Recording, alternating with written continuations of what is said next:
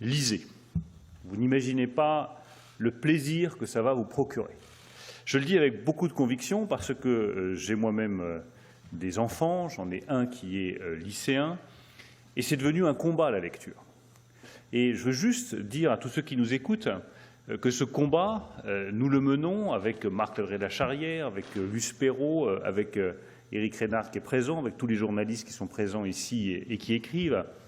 Ce n'est pas pour vous ennuyer, ce n'est pas pour faire des leçons de morale, ce n'est pas pour vous obliger à faire des activités qui seraient pénibles, c'est parce que, je le redis, la lecture est un immense plaisir, qu'elle va développer votre imagination, qu'elle va vous permettre de vous ouvrir à des mondes radicalement nouveaux dans lesquels vous ne seriez pas entré sans les mots, qu'elle va vous permettre de mieux comprendre qui vous êtes, de mettre des mots sur des choses que vous ressentez et que vous ne savez même pas de vous-même, et qu'une personne totalement inconnue, que vous n'avez jamais rencontrée, que vous n'avez jamais vue, que probablement vous ne verrez jamais et que vous ne rencontrerez jamais, vous soufflera à l'oreille, par les mots, dans le silence de la lecture, des choses que vous n'auriez jamais comprises sur vous si vous ne les aviez pas lues.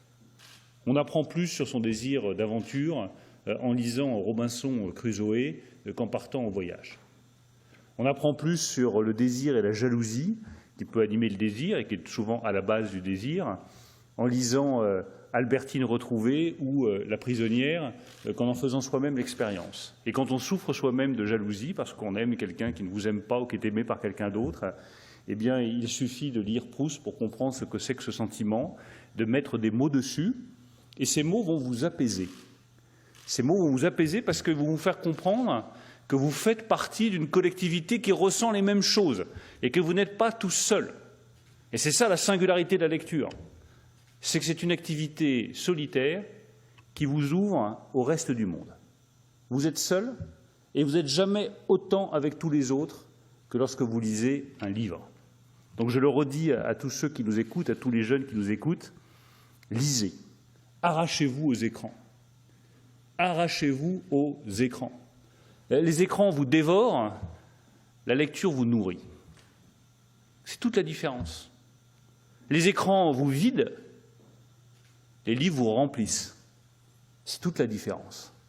Alors évidemment que c'est un combat parce que l'écran, c'est la facilité, on est capté, l'attention est captée. Puis en plus, ils sont tellement bien organisés, ça fera le lien avec les GAFA, qui savent vous donner, exactement comme on le fait pour les rats, des petits stimuli nerveux, toutes les 5 secondes, toutes les 10 secondes, qui vous obligent à continuer à rester scotché à votre écran.